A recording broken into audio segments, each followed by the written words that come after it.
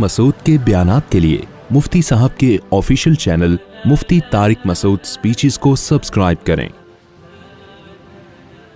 Actually ये सब पीते हैं तो हमने भी अगर शराब पी ली तो क्या है। अब है आजकल नौजवानों में देखो ना, जिना कर रहे हैं, उनको रोको भाई, ये गर्लफ्रेंड इस्लाम में हराम है, बुरी चीज़ है, लड़कियों से दोस्तियां गलत। अल्लाह ने औरत तक पहुंचने का निकाह के अलावा कोई रास्ता नहीं रखा, कोई रास्ता नहीं है आपके पास। और मंगेतर से घंटों घंटों गप्पे मारना, वीडियो कॉलों पे बात करना, ये भी हराम है। इस्लाम में मंगेतर का कोई रिश्ता बोलो नहीं है। निकाह या नामहरम, बस बीवी है या नामहरम है, नामहरम रिजर्व रहना है उससे। कोई जरूरत की बात कभी किसी से करनी पड़े बस ठीक है, इसके अलावा भाई अपना रास्ता लो, हमारा अपना रास्ता है। और इसमें कजने भी दाखिल हैं, जवान कजनों से फ्री हो रहे हैं। और सुनाइए, बहन से बात कर नहीं रहा, वो कजन से ऐसे फ्री हो रहे हैं जैसे पता नहीं कोई पुराने बिछड़े हुए यार मिल गए। कजन का इस्लाम में कजन से पर्दा फर्ज है। चचाजात, खालाजात, फूफीजात, मामूजात, ये बहनें मजाजन बहनें होती हैं। इस्लाम में जिस औरत से भी आपका निकाह जायज है वो आपके लिए नामहरम है। साली भी नामहरम है, क्योंकि बीवी के मरने के बाद साली से निकाह भी जायज है। तो सालियों से फ्री होने की आपको इजाजत बोलो ना नहीं है।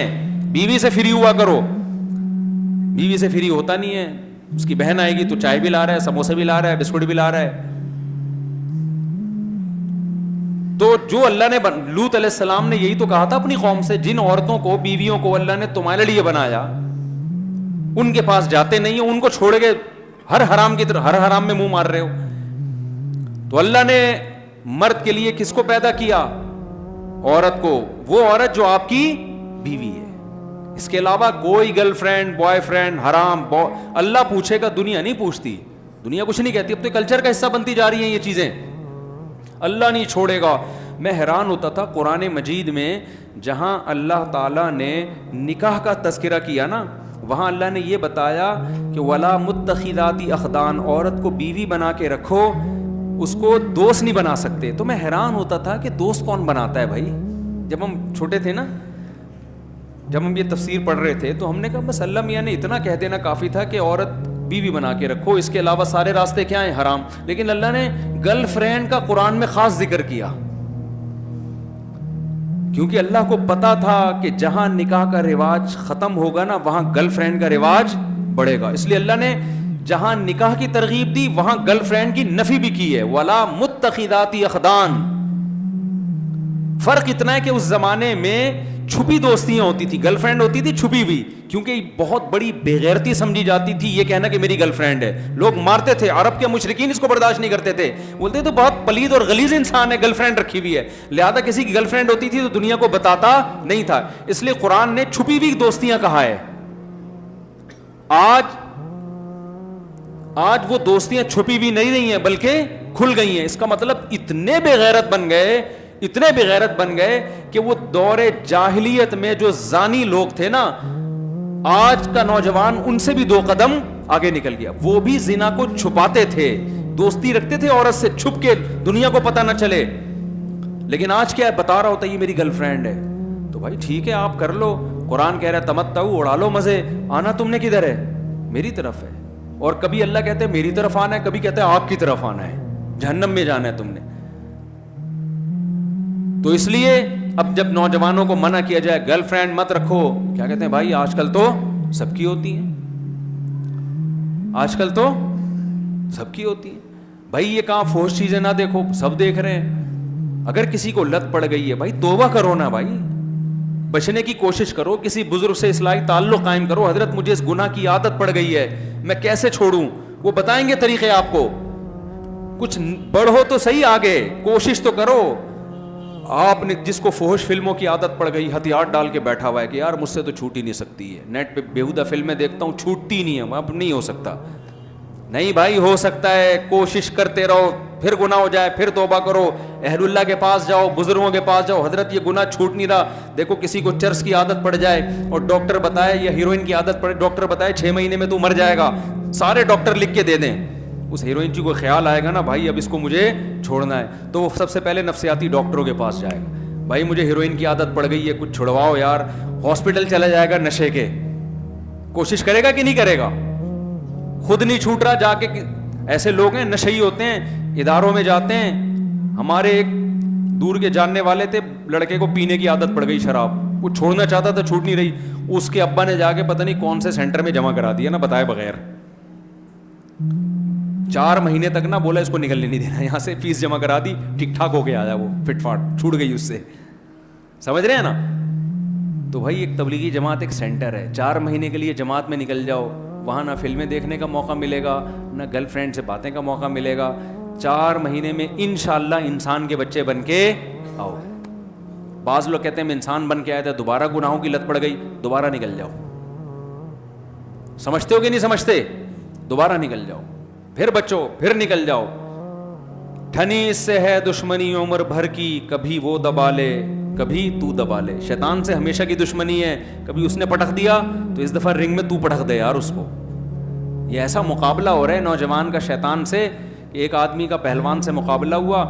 کسی نے پوچھا اتنے بڑے پہلوان سے تو کیسے لڑا؟ اس نے کہا برابر برابر راما. کہتے ہیں یار اتنا بڑا ٹارزن تو اس سے برابر برابر کیسے؟ کہہ رہے کبھی وہ اوپر تھا میں نیچے, کبھی میں نیچے وہ اوپر.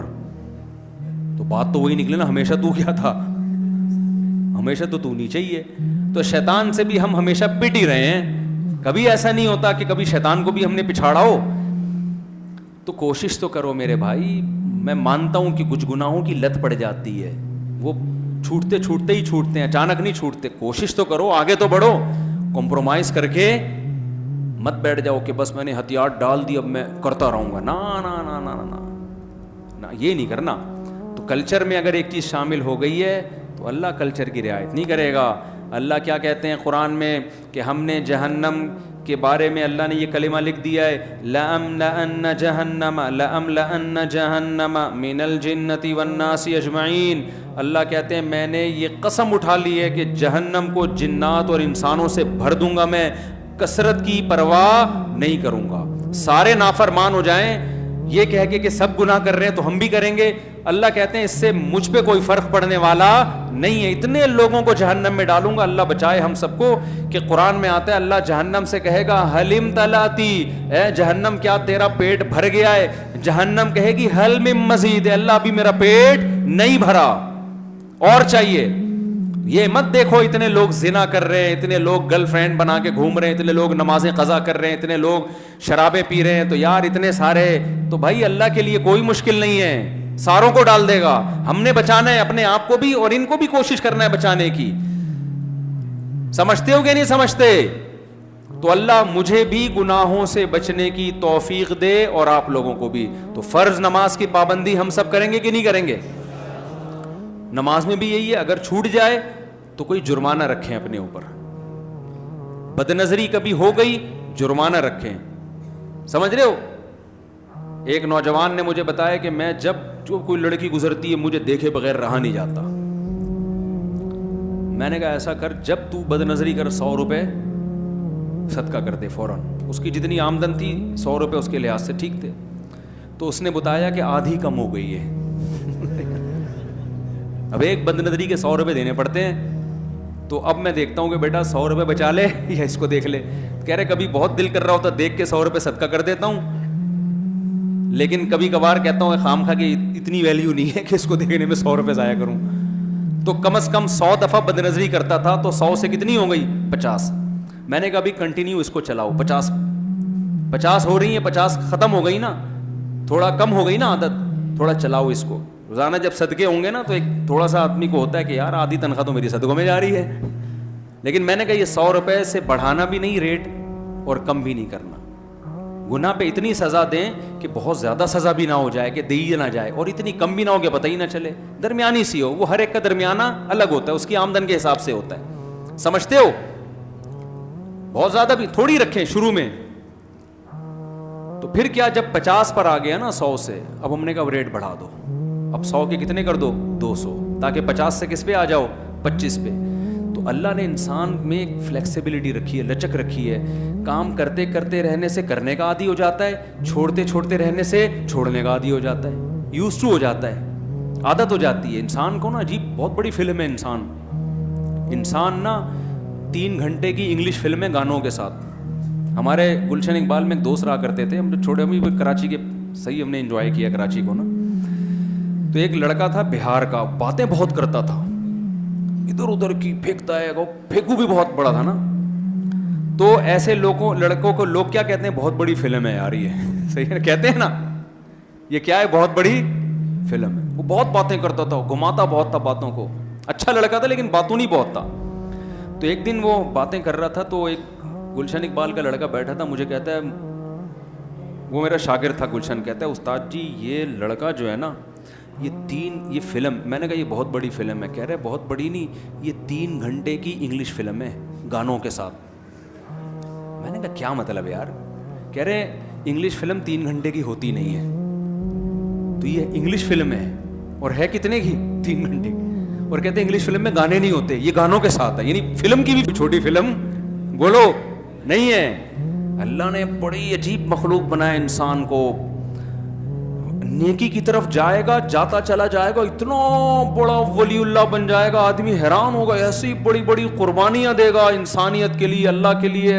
آپ تاریخ اٹھا کے دیکھو, بڑے بڑے ڈاکو تھے, اتنے بڑے بڑے بزرگ بن گئے کہ آپ کی عقل حیران ہو جائے گی, ایسے بڑے بڑے کارنامے ان کے.